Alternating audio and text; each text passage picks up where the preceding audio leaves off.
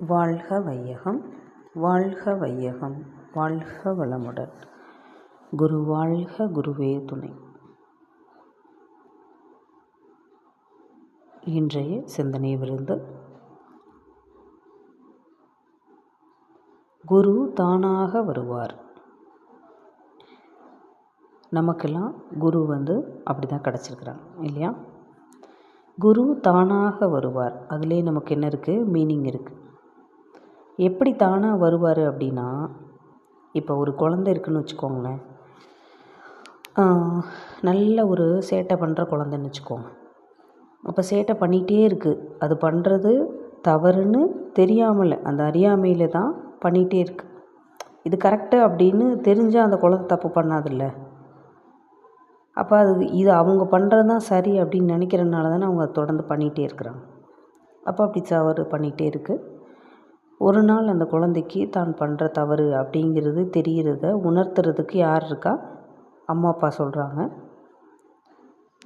சொல்லி இப்போ ஸ்கூலில் ஒரு டீச்சர் இந்த மாதிரி யாராவது ஒருத்தவங்க கன்வின்ஸ் பண்ணும்போது அவங்க பண்ணுறது தவறுன்னு அதை சுட்டி காட்ட ஒருத்தர் வராங்க. ஒரு ஹெல்ப்லைனாக வராங்க. அப்படி வரும்போது அந்த குழந்தை தன்னோட தவறை உணர முடியுது இல்லைங்களா?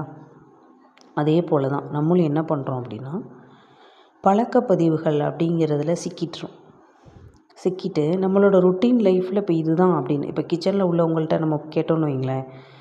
ரெகுலராக லேடிஸ் கிச்சனில் இருப்பாங்க.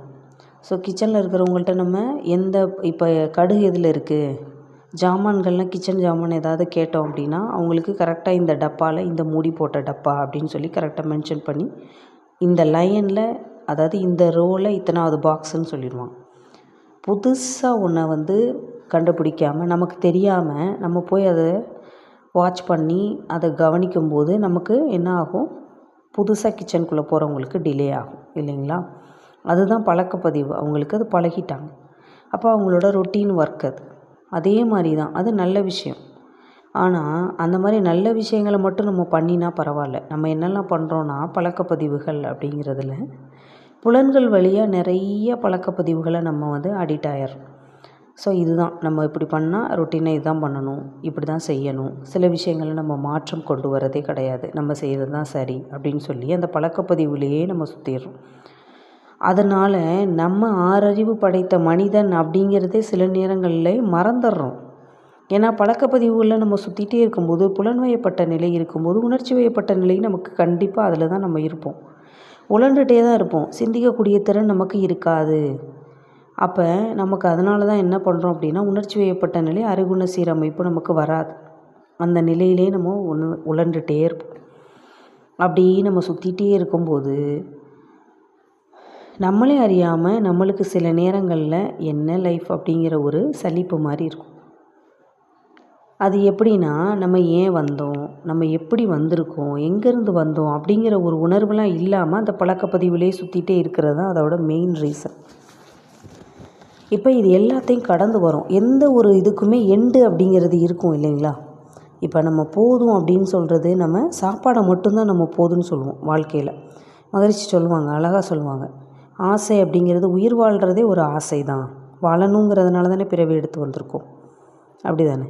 அப்போ ஆசைகளை நம்ம என்ன பண்ண முடியாது, அடக்கவே முடியாது. இப்போ ஒரு திங்ஸ் ஆல்ரெடி வீட்டில் இருக்குது அப்படின்னா திருப்பி நம்ம பர்ச்சேஸ் பண்ணும்போது நமக்கு தேவையா தேவையில்லையாங்கிறத நம்ம அனலைஸ் பண்ணிட்டோன்னா பண்ண மாட்டோம். அந்த ஆராய்ச்சி இல்லாமல் வாங்கு, இதுவா வாங்கு, அதுவா வாங்கு. ஸோ அப்படி நம்ம ஆசைகள் பின்னால் ஓடிட்டே இருக்கும்போது புலன்வயப்பட்ட நிலை நம்மளுக்கு குறையாமல் நம்மளை நாம் சிந்திக்க முடியாது. அதுதான் குரு அழகாக சொல்லுவான். நம்மளை நோக்கி உள்முறமாக சிந்திக்கும் போது தான் நம்ம பண்ணுறது சரியா தவறா அப்படிங்கிறது இன்ட்யூஷனாக தெரியும். அதனால தான் அவர் உள் கல்வி அப்படின்னு சொல்கிறார். உள் உணர்வு நம்மளை நோக்கி உள்நோக்கி திரும்பும்போது தான் நமக்குள்ளே இருக்க இறைநிலை, அறிவாக இருக்கிற இறைநிலையை நம்ம உணர முடியும். அது நம்மளாக உணர முடியாது, நம்மளுக்கு ஒரு குரு தான் உணர்த்துவாங்க. இப்போ நம்ம குரு எப்படி அப்படின்னா, குரு தானாக வருவார். நம்ம அவரை தேடி போகலை. நம்ம பண்ண பூர்வ ஜென்ம புண்ணியங்கள். இப்போ மன்றம் சார்ந்து நம்ம எங்கே போனாலும் இந்த இடத்துக்கு நம்ம வரணும் அப்படின்னா பூர்வ ஜென்மத்தில் நம்ம அம்மா அப்பாவோ தாத்தா பாட்டியோ யாரோ போட்ட எண்ணத்தின் விளைவு, இல்லை நம்மளே முன்னால் போட்ட எண்ணத்தின் விளைவு தான் நம்ம இந்த ஒரு இடத்த நம்ம அடைஞ்சிருக்கிறோம். சரிங்களா? இப்போ மனவளக்கலை அப்படிங்கிறது ஒரு பெரிய பெட்டகம். அது உள்ளே நம்ம வந்திருக்கோம் அப்படின்னா இதிலேருந்து நம்ம இன்னும் என்னெல்லாம் கற்றுக்கலாம். நம்ம எவ்வளோ பேருக்கு தொண்டு செஞ்சு, எவ்வளோ தொண்டு மூலியமாக எவ்வளோ பேரை நம்ம உருவாக்கலாம். அதெல்லாம் தான் நம்ம பண்ண வேண்டிய ஒன்று. ஏன்னா எல்லா மகான்களும் ஞானிகளும் எல்லாருமே போதனை மார்க்கமாக கொடுத்துட்டு போயிருக்காங்க. நம்ம குரு மட்டும்தான் அதை சாதனை மார்க்கமாக அவர் வாழ்ந்து காட்டினது மட்டும் இல்லாமல் நம்மளுக்கும் அந்த வாழ்க்கை நெறியை கற்பித்து நம்மளையும் வாழ வச்சிட்ருக்கார் இல்லைங்களா? இன்றைக்கி மனவளக்கலையில் வந்த அத்தனை பேருக்கும் நிறைய மாற்றங்கள் நடக்கும். குடும்ப ரீதியாகவும் சரி, ஃப்ரெண்ட் சர்க்கிள்லேயும் நம்மளே எவ்வளோ பேரை நம்ம உருவாக்குறோம் இல்லைங்களா? எல்லாருமே சிஷ்யர்களை உருவாக்குறாங்க. ஆனால் நம்ம குரு மட்டும்தான் குருமார்களை உருவாக்குறார், ஆசிரியர்களை உருவாக்குறார். நம்மளை ஆசிரியர்களாக தகுதிப்படுத்தி நம்மளை மேல் நோக்கி உயர்த்துறார். அது எவ்வளோ பெரிய விஷயம் இல்லைங்களா? ஸோ நமக்கு குரு தானாக வருவார் அப்படிங்கிறத அவர் ப்ரூஃப் பண்ணி காட்டின மகான் நம்ம குரு. ஏன்னா நம்ம ஏன் வந்தோம், எதுக்காக வந்தோம் அப்படிங்கிற அந்த பழக்கப்பதிவை கடந்து நம்ம உள்நோக்கி போகும்போது, நீ இதுக்கு தான் வந்த, உன்னோட பிறவியின் நோக்கம் இது தான், நீ இறைநிலையை அடையணும் அப்படிங்கிறத சொல்லி கொடுத்த மகான் அவர். பயிற்சி முறைகளை பண்ணி நம்ம தவமுறைகள் பண்ணும்போது தவத்தை நம்ம நேர்த்தியாக ஆகினை, முதல்ல ஏன் ஆகினை தீட்சை நமக்கு கொடுக்குறாங்க? பொருட்கவர்ச்சி புலன் கவர்ச்சி நீங்கும் அப்படின்னு நம்ம சொல்கிறோம். அப்போ நம்ம ஆராய்ச்சி பண்ணி அதில் நம்ம தேர்ச்சி பெற்றிருக்கோமா? அப்போ அகத்தாய்வு பண்ணணும். தவம் மூலியமாக நம்ம தற்சோதனை மூலியமாக நம்மளை நாமே சரி செய்து கொள்ளும் பொழுது நமக்குள்ளே இருக்கக்கூடிய இறைநிலையை நம்மளால் உணர முடியும். அதை உணர்த்துவதற்கு வர ஒரு பெரிய பொக்கிஷம் தான் குரு.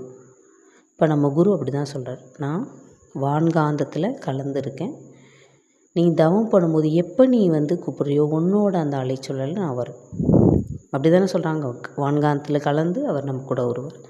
அதே மாதிரி ஒரு குரங்கு அந்த குட்டி குரங்கை பிடிச்சிக்குவோம், அது எங்கே போனாலும் சேஃபாக இருந்துக்கும். அதே மாதிரி தான் குரங்கு குட்டி மாதிரி நம்மளை அவர் வச்சுக்கிறார்.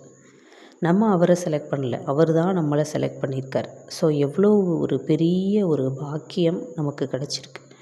ஸோ இதை முறையில் பயன்படுத்தி நம்ம மனவளக்கலையில் இன்னும் சிறந்து விளங்கணும்.